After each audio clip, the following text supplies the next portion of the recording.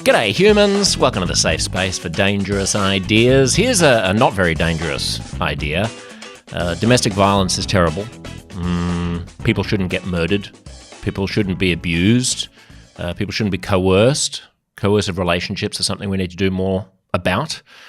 But we're at a moment where we're having conversations about the scourge of domestic violence and male violence in a more general sense that I fear are not particularly constructive. And I'd like to reflect on the way that we're having those conversations. Part of my job on uncomfortable conversations is to, I suppose, forensically analyse the way we're having conversations about things and try to offer a more constructive path, because we're leaving a lot of people behind at the moment. Australia finds itself at a turning point in regards to attention to this particular issue. There is currently consideration of major reforms, both at a state and federal level. There have been huge rallies in most of the big cities in Australia against domestic violence, and a sense of it being time to say we're fed up with this and we need to do better. And there are a lot of things that are being proposed that I completely agree with. Some of the platforms that are being put forth by domestic violence advocates make a lot of sense. The 5 demands of the activists who are pressuring the government to do more are that they want to declare a national emergency. They want mandatory victim-blaming prevention training for police, for the media, and for first responders. That sounds sensible. They want alternative reporting options for violence victims, like specialist courts to hear their cases. That sounds reasonable. They want the media to wait 48 hours before identifying the victims of violence. Also sounds fair to me. And for the government to give better and more sustainable funding for organisations with 5-year minimum commitments. Now, the Prime Minister has done the latter. He's pledged $925 million over 5 years to give women $5,000 each if they need to flee violence. And there's also been some suggestion that we could reform the way that social security and child support payments work so they can't be used by male perpetrators of domestic violence to exert coercive control over their partners. I want to make it clear that I empathise enormously with people who find themselves trapped in these relationships. There's a lot more of it going on in more subtle and pernicious ways than maybe we're aware of. And whatever reforms we can sensibly undertake to free people from being in a relationship with an asshole, we should do. And yet, the conversation has turned, as it so often does these days, into a binary about whether or not men are doing enough as a cohort. Men need to do better, is the refrain. Women are victims of male violence. Women are being killed, we're being told. ABC News reports on the quote-unquote shocking rate of murders of women in Australia. That's verbatim, directly from ABC News, so you'd expect that that's factually correct in a strict news sense, a shocking rate of murders of women. The Herald reports that the Prime Minister is being urged to declare a national emergency against gendered violence, with advocacy groups begging governments to do more to stop women being murdered. Thousands of people marched, I'm quoting here from the Sydney Morning Herald, with signs reading, "I'd feel safer alone with a bear," and "Murder on the dance floor, on a run, in a park, at the shops, in our homes," and "Men are like mushrooms, dangerous till proven otherwise." These marches have attracted the support of political figures from across the political spectrum. Malcolm Turnbull, former Prime Minister, Liberal leader, joined the march. The Premier of New South Wales, Chris Minns, joined the march. He's considering launching a royal commission into violence against women. The Prime Minister spoke at the rally, although the organiser didn't really seem to want him to. And another one of the signs that I thought was notable at the rally was from the independent federal MP Sophie Scamps, who held up a sign reading, "You shut down Sydney for a coward's punch. What will you do for women?" That's a reference to the lockout laws in New South Wales, where after a spate of one-hit punches that literally killed men outside nightclubs, Sydney implemented some very draconian and, in hindsight, absurdly silly and restrictive nanny state laws about what you can drink where and how long you can stay at certain establishments. It's largely killed Sydney's nightlife, which is now just limping back after those laws have been wound back somewhat. So I'm not sure that that's necessarily the cause that you want it to be. I'm not sure that you want to say, yes, let's take an attitude and approach towards this current problem of violence that is akin to the one that we took there. In other words, a knee-jerk overreach that has all kinds of horrendous unintended consequences, or perhaps intended consequences in the shutting down of Sydney's nightlife. The backdrop to all of this that I bring to this, before I say things that will get me in trouble, is violence against women is unacceptable. Violence against men is unacceptable. We have a mental health crisis, especially among young people. We have a problem of young males, and we have a problem of social media not necessarily presenting us with a constructive or accurate reflection of what's going on in the world. I've had many private conversations with female friends of mine who don't necessarily agree that they spend their days walking around terrified of male violence. And we'll get to statistics in just a moment about why that may be. But the prior that I bring to this, one of the many priors, is that the way we experience the world is as much a reflection of what we're bringing to the world as it is of the reality of the world itself. We can walk through the world with our heads held high, fearless and sensible and unafraid, or we can walk through the world cowed and terrified, jumping at shadows. And this is not to diminish the experience of people who've been victims of violence. It's to try to put it in a context of what is a historically unprecedentedly peaceful and non-violent time in the world and in this country. The fact is that young males are very violent. Males are quite violent, and young males are particularly violent. I mean, the demographic that needs to be constrained by modern civilization more than any other is the young male. Look at the way that young males behave in all-male boarding schools. Look at the way that males behave in all-male prisons. Look at the way that young males behave during civil wars or the breakdown of society. There's nothing more terrifying than a young male. And we've done a pretty good job in modern Western democracies of finding ways to constrain the urges, the impulses, and the violent tendencies of young males. And we're struggling a bit at the moment. And I think that the best way forward is probably to understand why they're violent and to provide outlets in which they don't have to be violent, rather than shrugging and saying, this is a problem for all men, men have to deal with it. I know that that's unpopular, but let's just look at the statistics about what's actually happening to try to figure out how we can most effectively target the solutions. So far this year, 28 women have lost their lives to what the authorities call gendered violence. Now, that includes 5 who lost their lives in the Bondi stabbing. I don't know whether you want to include that as the background rate, as part of the background rate of violence against women, or whether you regard a mass casualty event where a maniac goes wild in a public place and kills as many people as he can, most of whom were women, as anomalous. Nonetheless, it's 13 more women dead this year compared to the same time last year. In April alone this year, 11 women died, allegedly at the hands of men. Again, nearly half of those 11 in April were part of the Bondi stabbing, a single mass casualty event.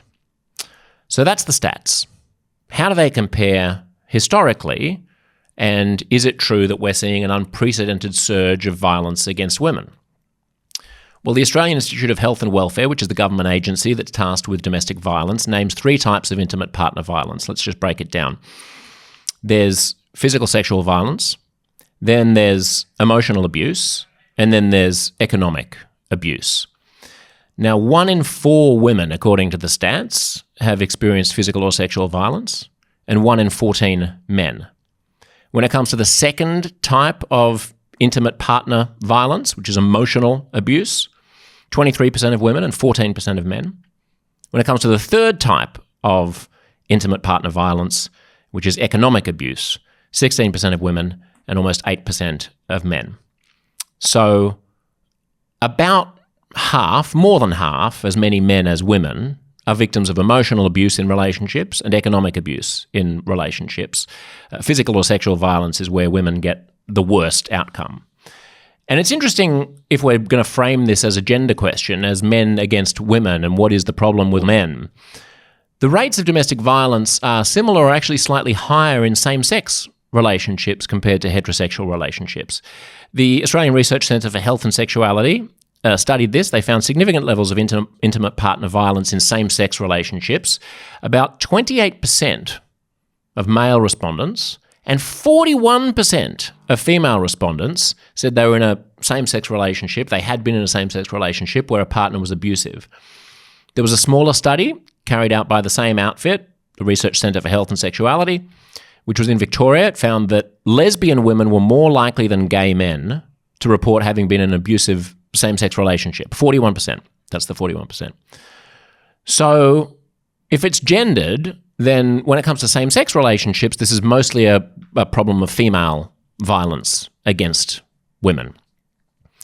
This is not to say that men aren't responsible for the instances of male violence against women.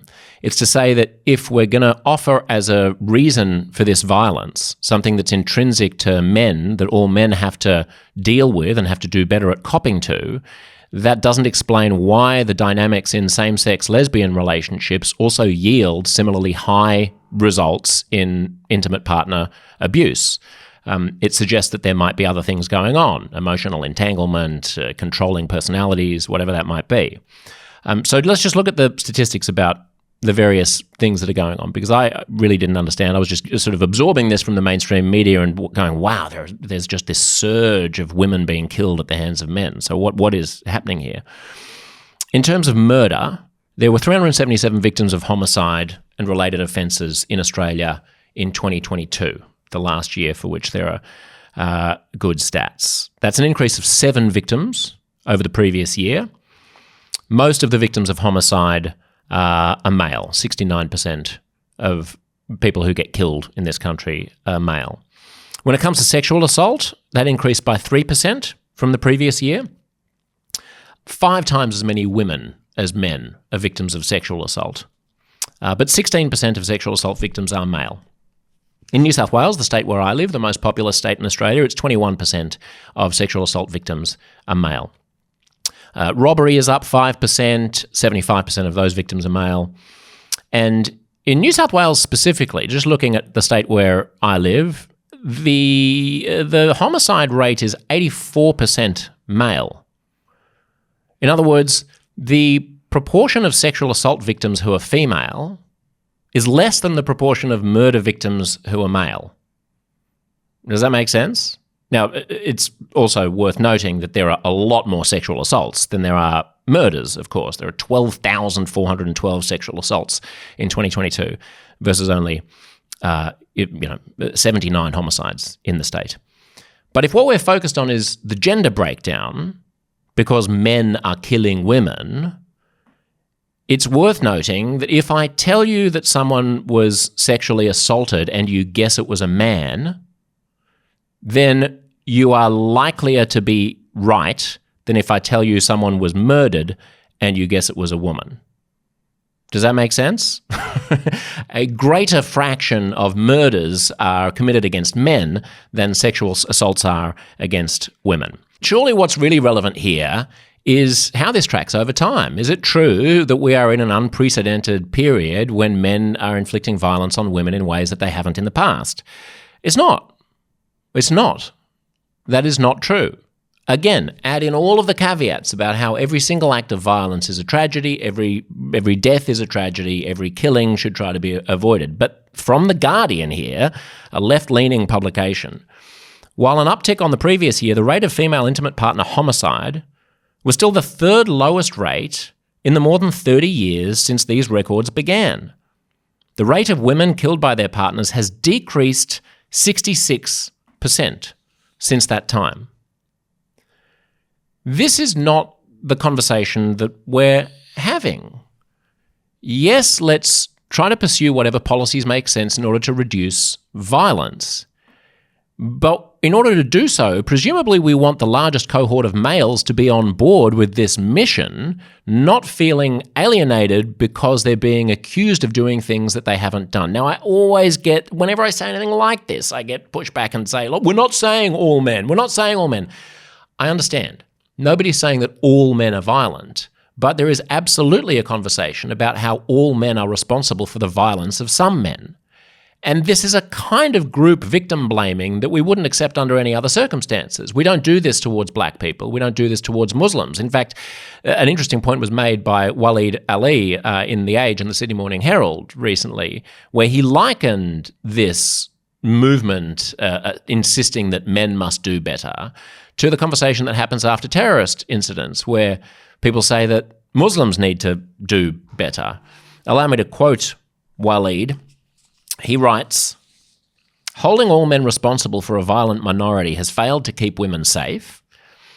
He says, "We've seen plenty of assertions that violence against women is the end of a continuum that begins with a sexist joke.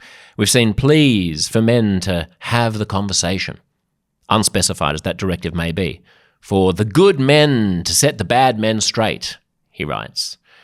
"The more I hear this discourse," he writes, "the more it reminds me of being told that it was up to Muslims to own the problem of terrorism and get serious about solving it, that the good Muslims had to set the bad Muslims straight, that Muslims needed to start challenging radical Islamism, that terrorism was the end of a continuum that began with anti-American discourse or women wearing headscarves." He writes, and here's the thing, it didn't work. Muslims didn't suddenly call a meeting, agree that enough was enough, and tell the terrorists to knock it off. Instead, they felt alienated from the conversation and in many cases became defensive. Waleed writes, "For all the obvious differences between these examples, they have something important in common. When you're being associated with a crime you can't even imagine committing and told it's your problem to solve, you tend not to feel enlisted. Instead, you feel incapable. And when you cast a social problem like that as a problem of identity, lots of people will retreat and defend an identity they feel is unfairly maligned." Now, in some respects I disagree with Waleed's analysis because I actually think that Islam does play a bigger role in the acts of jihadism than being a male does in acts of violence against, well, anybody. I say anybody because we've just established that more than twice as many murders are inflicted on men than on women. So it's not like we're immune from the problem of male violence. We're immune largely from the specific problem of domestic violence and coercive control when we're in heterosexual relationships, but not in homosexual relationships. But we are absolutely not immune from the problem of walking down the street and being robbed, stabbed, punched by another violent male. In some respects, people always say, well, not all men, don't give me not all men. That's just a dodge. Well, is it? I mean, I think if you were to say not all Arabs, for example, we shouldn't profile Arabs because of their ethnicity and the colour of their skin. They might be Christian Lebanese people, for example. They might have nothing to do with jihadism. Then it would be legitimate to say not all Arabs. It's a little bit trickier when you say not all Muslims because jihadism, martyrdom, and a whole ideology that is wrapped up in where Islamism has gone over the past couple of generations does provide some explanatory power over why terrorists are doing the things that they're doing, over why jihadists believe what they believe, over why Islamists have the modes of behavior that they do. In other words, there's a motivating factor where you can say that the person would not be behaving the way that they are were it not for the beliefs that they hold, and those beliefs are derived from Islam. There is no similar set of beliefs that you can ascribe to the Arab. There is no similar set of beliefs that you can ascribe to the Jew or the woman or the male. So in some respects, a better analogy from Waleed would be to say, well, black people commit more violent crimes than white people and more property crimes.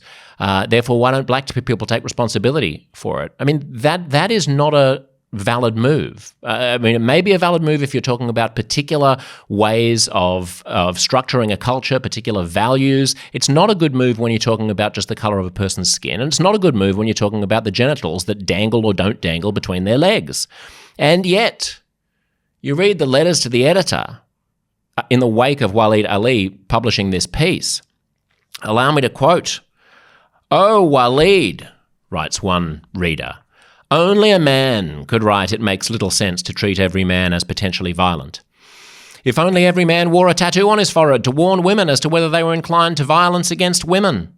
Unfortunately, Waleed, this reader writes, published in the Fairfax Press, no woman can tell which man is violent until it happens, so it's obvious that women will likely treat every man as potentially violent.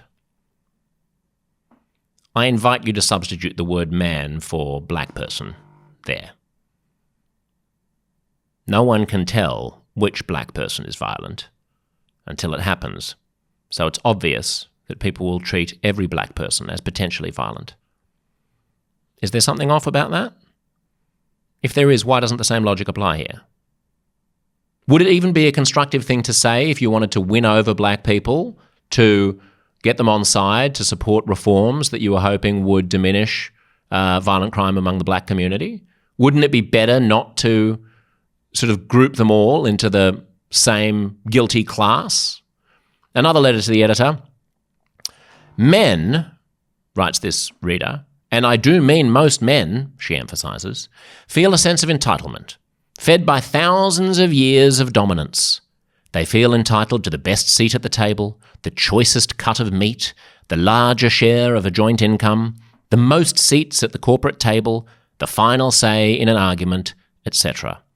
Most also feel entitled at some level, this letter writer writes, to have all the things done for them that their mothers probably did for them, and so feel entitled to obedience from women, most often their partner. Whenever their partner objects to their opinions being dismissed, or cooking for or cleaning up after a man, or worse, walking out on him, men feel disrespected. And many respond to this quote-unquote lack of respect with anger, sometimes violence. At the risk of being somewhat unsympathetic, may I propose that this particular letter writer is just picking shitty men? I mean, is it true that most men in 2024 feel entitled to the choicest cut of meat? I mean, I don't know what dinner parties you're going to, lady, but when I'm sitting around family style, I'm waiting until other people serve themselves, regardless of their gender, and I'm certainly not picking the choicest cut if I'm first. I'm trying to be polite and take the bad bits and leave the good bits for other people. The best seat at the table? I'm always the one who's picking the shitty little stool and letting other people sit at the chair. And I don't think I'm an exceptionally remarkable male. I think we've got the memo. I understand this was the case in the 1950s. Guess what? That was 3 generations ago now. I don't know what we're talking about here. If you think this is just cherry-picking some readers who were inarticulate in their response to a specific article, you would be wrong. I can give you tweets, but better still, I can give you the opinion of a Sydney GP, a general practitioner, a family doctor, who was published in the opinion pages of the Sydney Morning Herald with an article entitled, "It's Time for Men to Get Uncomfortable and to Stay There, Even if It's Difficult." I want to read some of this because I think it encapsulates the worldview that is undergirding a lot of the conversation about male violence and what we need to do about it, and that I think is enormously unconstructive. And don't worry, I'm not just going to be taking potshots here. I'll provide some solutions at the end of this. But she writes that after the Bondi stabbing, quote, "When I tried to talk to men in my social life or workplace, I saw the same thing as always, a guardedness that settled in behind their eyes. They knuckled down to the important work of protecting themselves. I saw the habitual lurch of their minds taking up armour against us, preparing to defend their virtue. I can't describe the pain this causes," she writes. "Men who I know care about me, prioritising their own emotional comfort over the physical safety of my body." All right, let's pause there for a moment. Prioritizing their emotional comfort over the physical safety of your body. There are a lot of assumptions in that. They may be prioritizing their emotional comfort. They may also be prioritizing their sense of reason. They may just be prioritizing their sense of a fair go, a fair crack of the whip, and their bullshit detector might be going off because they might not believe that you are actually physically endangered.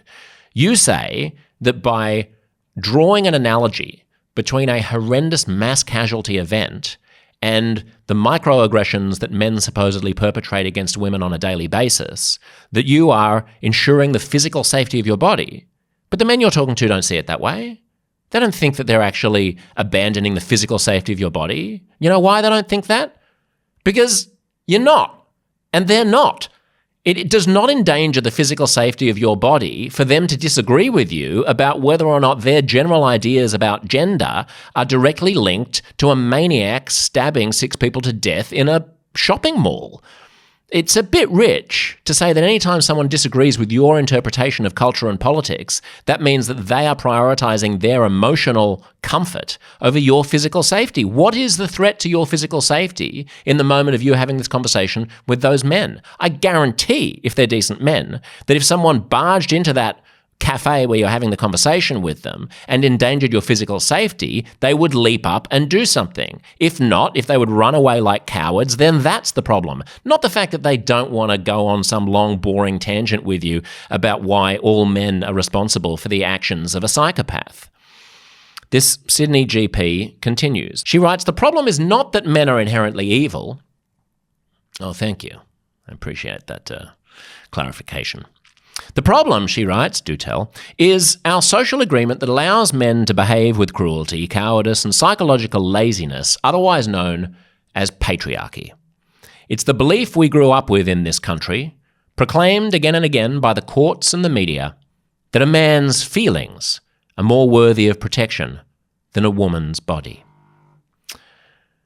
She writes that the Bondi stabbing is, quote, "the predictable culmination of the relentless insistence that women's lives, bodies, reproductive capacity, and emotional energy exist only for the benefit of men. These acts are one end of a wide spectrum." She writes, "Do you expect your daughter to take responsibility for the emotional well-being of others more than you do your son?" Allow me to interject here and say, absolutely, I do not. My daughter runs the household, and my son is a gentle flower. "Do you expect free caregiving from the female members of your family and not the male?" No, I do not. And again, I don't think I'm unusual here. I don't think like I'm some exemplar of modern masculinity.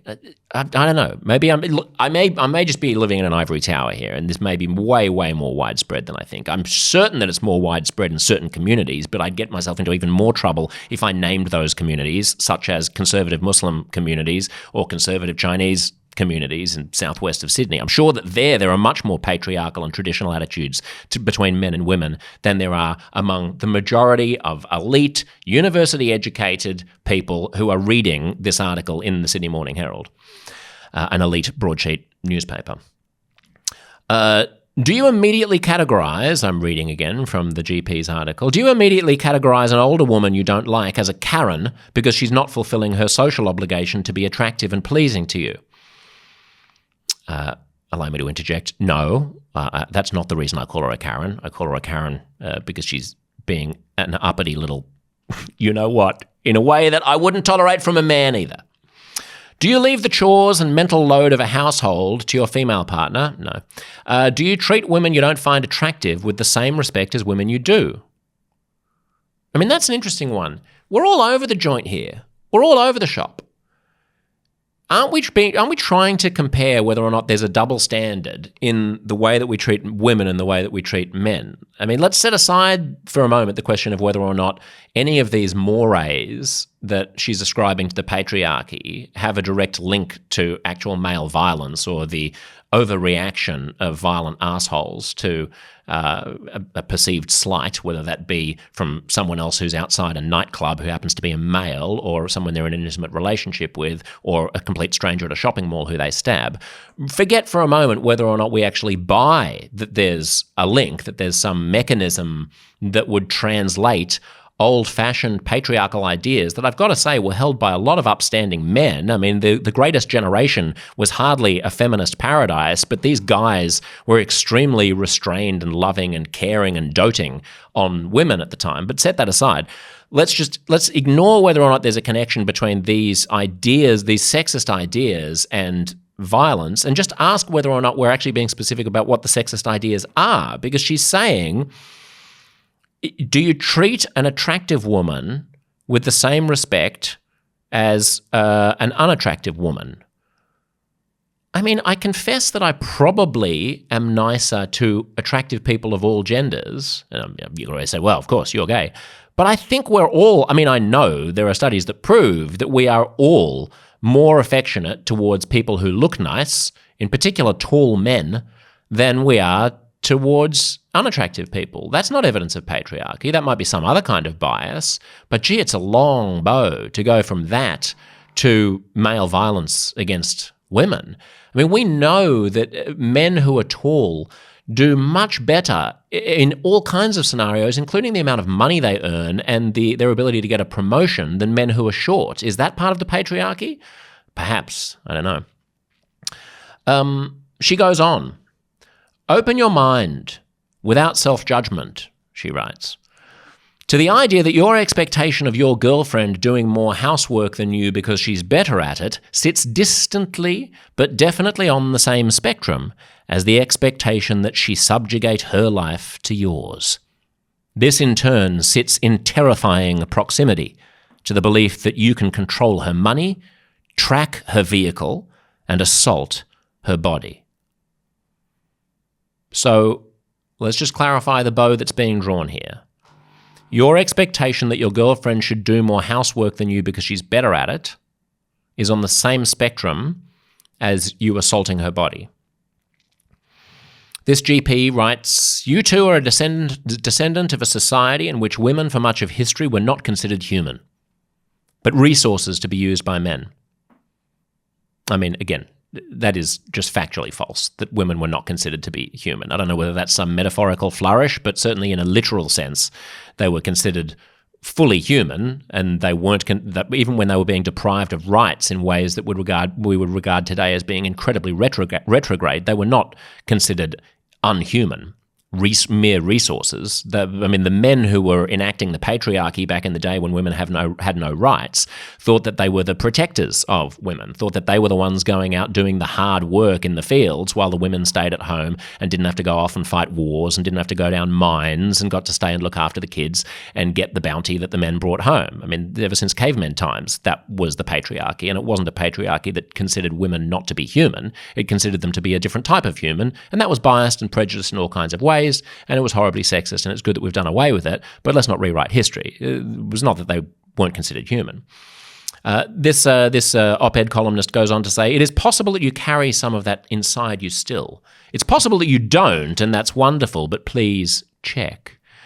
She says, this reflection might bring you adjacent to the idea that you have some attitudes on the same spectrum as men who've killed a woman. This is an uncomfortable place to be, she writes. Please stay there a little longer. Well, okay. Do I have some attitudes that are on the same spectrum as men who have killed a woman? Yes. Does the writer of this piece have some attitudes that are on the same spectrum as men who've killed a woman? Yes. Like, does she think that boys lack good role models at the moment? Does she believe that boys are falling behind in school? Does she believe that more girls go to university than boys do? Does she believe that girls dominate in fields of the future, like healthcare? Does she believe that women are better able to use their sexuality to get ahead than men are? Does she believe that there's an adolescent health crisis? If she believes those things, then she probably believes the same things on the same spectrum as someone who killed a woman. The shooter in Bondi might have probably believed those things too, if he was as sexist and misogynistic as we're being led to believe he was. What does that have to do with anything? The difference between an idea and violence is the violence. I mean, the idea that violence is okay is an idea which is pernicious and needs to be fought. But to simply say that anyone who holds outdated ideas about gender differences, who hasn't done a critical gender studies class at university and swallowed unthinkingly the current social justice dogma about the sexes being identical and them having no differences between them, there being no different propensities between boys and girls or men and women, that person is on a spectrum with violence.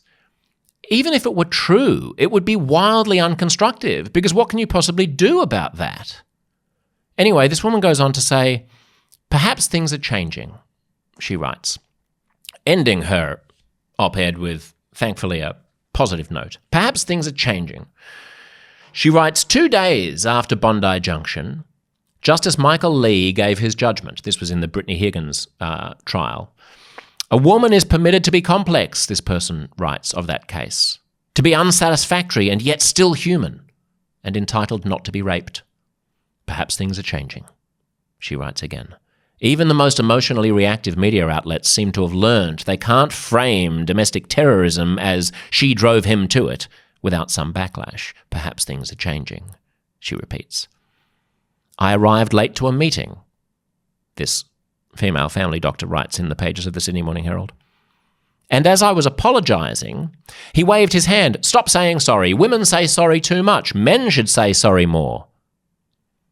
Then she writes, my surf coach was leading a group of women into the water. A man wandered by and nudged him. You've got a good gig, haven't you? And leered at us. The coach stared at him icily and told him to move along. Another anecdote she recounts. Yesterday I was walking on a narrow footpath. As a man walked towards me, she writes, I prepared for the routine patriarchy chicken to be pushed off the path by his swinging elbows and my own invisibility. Something unusual happened, she writes. He shifted his bags to his other hand. He barely glanced at me, but subconsciously he recognized that another person was using the path, and he reduced his occupation of the footpath to exactly half.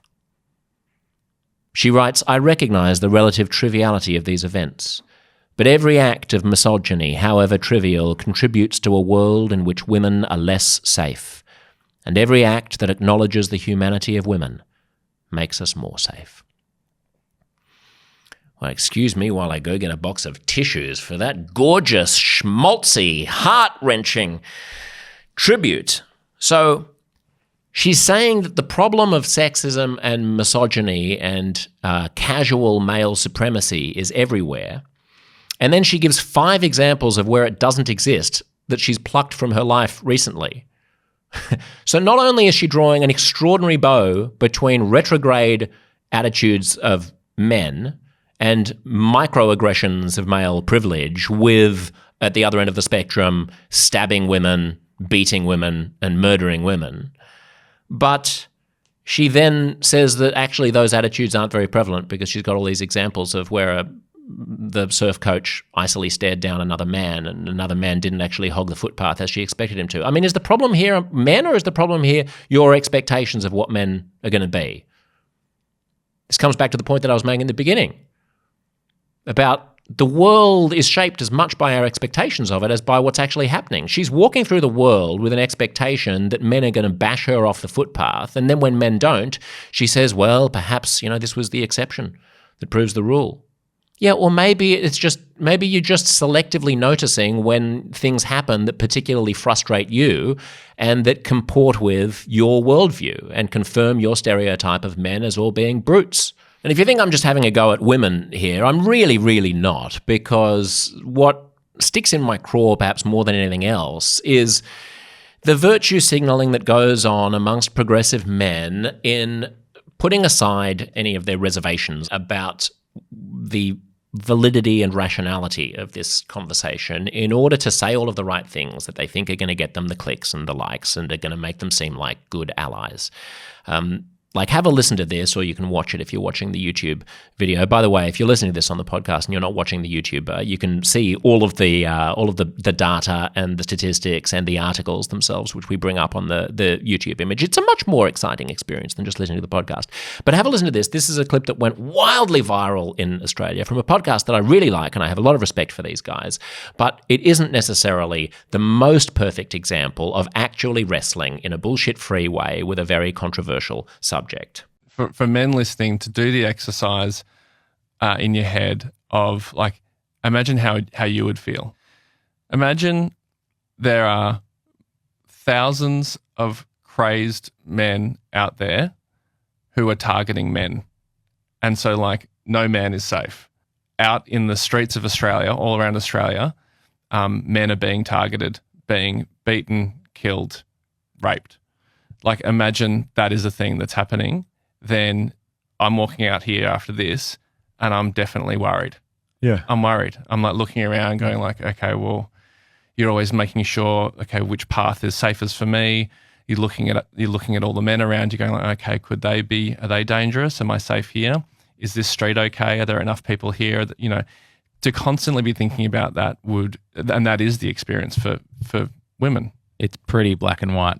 I think there are very few things in life that are this black and white. Like, women are being murdered at a horrific rate, and we have stats for the amount of hospitalizations and for the amount of reported cases, but you speak to anyone who's worked in any area close to this and they suspect that the amount of women who are being assaulted in relationships is so much higher than what's being reported. It's disgusting stuff and it needs to be talked about more. Okay, well, that is true as far as it goes. Women are being murdered at a horrific rate in the sense that every murder is horrific for the person to whom it happens and their family, and there shouldn't be any murders. So I think we can all agree on that. We don't really need to get a memo on that, do we? I think we're all on the same page about murder being bad. In terms of the actual rate, historically, we've already seen that it's at the third lowest rate that it's been in 30 years. April was a terrible month. Will that end up being ironed out over the course of the rest of the year? We just don't know. I'm not trying to downplay the hurt that happens to the people who are actually involved. I'm trying to push back against a sense of victimization and a sense of vulnerability and a sense of powerlessness that I don't think is good for women, and a sense of defensiveness that I don't think is constructive in men. We need to create the largest cohort of people who are all on the same page, who don't feel like they're being unfairly maligned on the male side. And we also need to create a psychological environment in which women, especially young women, don't have a misguided understanding of the actual threat that they face when they're walking through the world. So let's just take this bit by bit. I just want to replay some of what we just heard. Imagine there are thousands of crazed men out there who are targeting men. Well, there are. We've already seen the statistics. 118 women were murdered in the last year for which there are records, and 259 men. So more than twice as many men. So yes, we get that. And so no man is safe. Right, they're not. Out in the streets of Australia, all around Australia, men are being targeted. Correct, that's true, at more than twice the rate that women are. Being beaten, killed, raped. Okay, I'll give them that. They're not being raped. Imagine that is a thing that's happening. Then I'm walking out here after this and I'm definitely worried.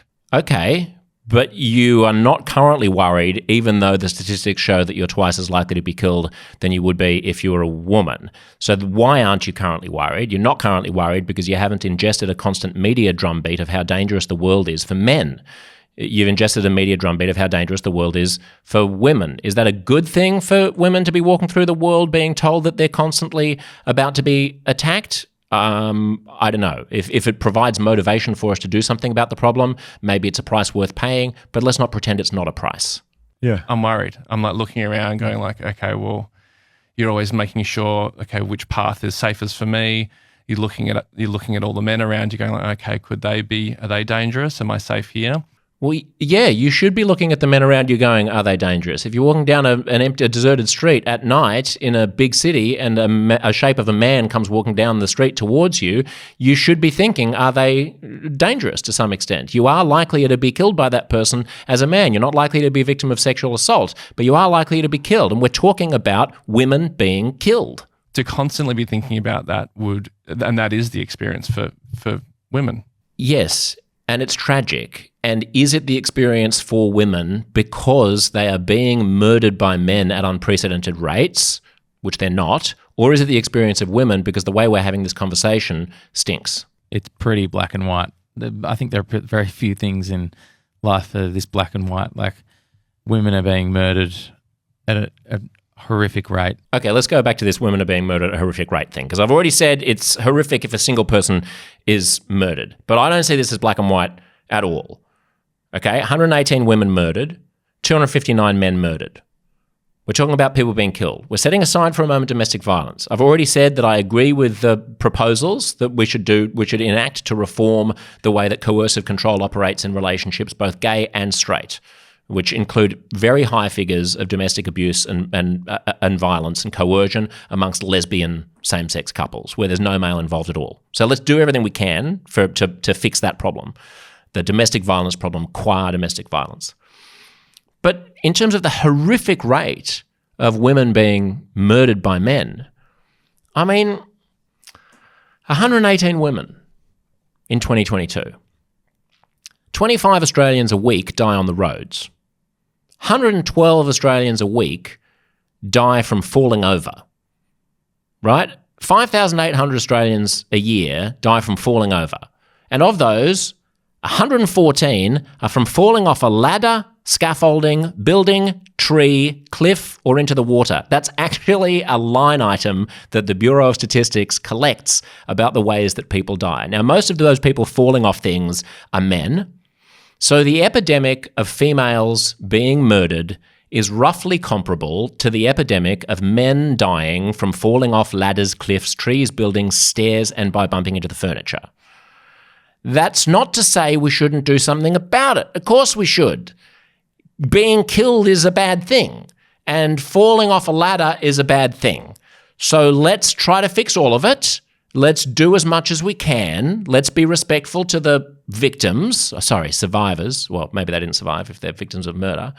But to be pumping out this relentless message, this barrage of terror that women are being murdered at horrific, unprecedented rates, what are we doing? Who are we appeasing? What crowd are we playing to? Like, I get that you want to seem like you're on the right side of history here and that you're the upstanding, empathic person in the conversation. And I know that I'll get pilloried as being a clueless male who just doesn't get it, who's trying to do a rant on #NotAllMen. But can we talk about facts? I get that it's an emotional issue, but my job is not to be emotional. My job is to be rational. And the job of policy and the job of public conversation and the job of journalists should be to be rational, to treat each other like we're grown-ups, to cut through the bullshit. And we're not doing a very good job of it, least of all on social media, where I posted a clip from our last episode and wrote, "How do you discuss the problem of male violence without alienating all men?" That was in the tweet. Well, you can imagine the replies. One person says, "Can't men understand that nobody is saying all men? It's beyond frustrating that women are expected to find solutions." Another person wrote, "How will we fix the problem of gendered violence if we don't understand the problem of gendered violence? But in the main, I would say that people who say not all men have zero interest in fixing the problem. Couldn't give a fuck," that person says. Another person says, "Josh, it's only the entitled and abusive men who feel alienated or threatened when discussing male violence.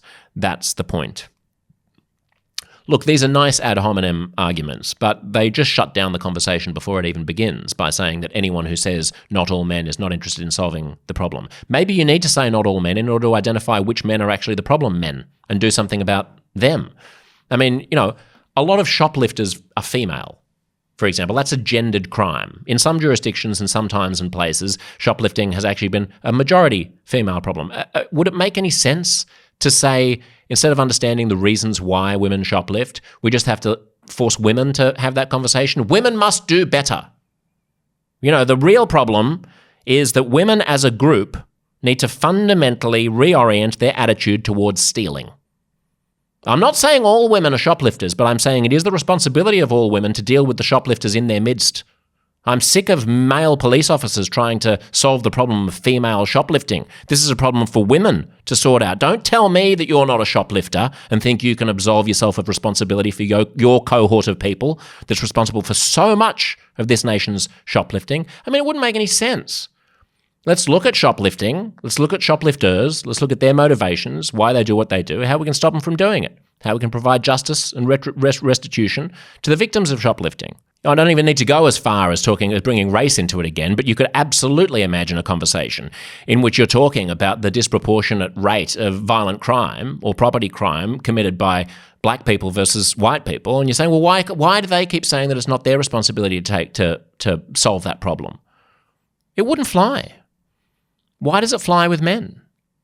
Again, I'm not saying this because I'm like offended and delicate and I'm like a snowflake who doesn't want to deal with the things that I need to deal with. I am more than happy to deal with the stuff that I need to deal with.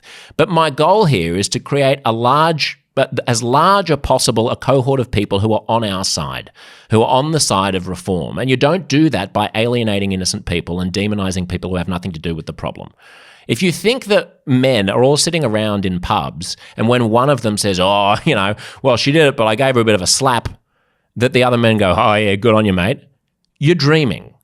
If there is a pub where that is happening, then that is diabolical, but I will guarantee you that is a vast, vast, vast, vast, vast minority of circumstances, and it is a circumstance that most males simply never encounter. I have never seen a conversation like that. I have never in my life been with a group of guys where one of them has confessed to some kind of coercive or emotional control, let alone physical violence against a partner, and everybody else has sort of chuckled along and thought that's okay. It is absolutely taboo. So what more do you want us to do? Like, I will do whatever you want me to do. I will solve whatever you want me to solve. I will cop whatever you want me to cop, and I will fix anything that's within my power to fix. But I won't participate in a conversation that it strikes me is designed to create as much division as possible and as much blame as possible, and that I don't think is doing the job of creating the largest possible demos from which to enact change. Like, think about what we try to do in any other situation of violence when a community is violent. Just rewind back to the counterterrorism campaign of the first couple of decades of this century. The job of counterterrorism experts, as they saw it, was to alienate and divide extremist Muslims from the rest of the Muslim community. The job was not to demonize all Muslims. And to the extent that we did that, it backfired and it was counterproductive. What we wanted to do was provide a vision of Islam that was positive and optimistic and honest. The job was not to say that ISIS is the same as all Muslims and all Muslims have to do something about ISIS. It was to alienate them. It was to sideline them. It was to put a cleavage in between terrorists and the rest of the community. Why wouldn't you want to do the same thing here? Why wouldn't you want to isolate violent males from the rest of men and say to men, instead of men need to do better, say to men, let's analyze exactly what's going on in your midst because something's obviously dysfunctional. So let's figure out what that thing is and what sets some men apart from the vast majority of men who don't participate in these kinds of behaviors. It reminds me of another poster that we saw at the rally, which said, men are like mushrooms, dangerous till proven otherwise. Well, that's a lovely way to walk through the world, isn't it? To assume that half of the population is dangerous, inherently dangerous. Again, imagine applying it to any other group, even if that group is disproportionately responsible for a particular crime, a specific racial group. It's not a constructive way to have a conversation. I don't want people to live in fear. I want to strive towards consensus. And I want to isolate the violent males from the rest of the male community. To the extent that we can have conversations that do that, instead of conversations that demonize all men, I welcome the conversation and I want to have those uncomfortable conversations. And I should add, lastly, in case you think that I'm just being a reactionary male here, that one of Australia's leading authorities in sexual exploitation and gendered violence, Professor Michael Slater, Professor of Criminology at UNSW, agrees broadly with this analysis.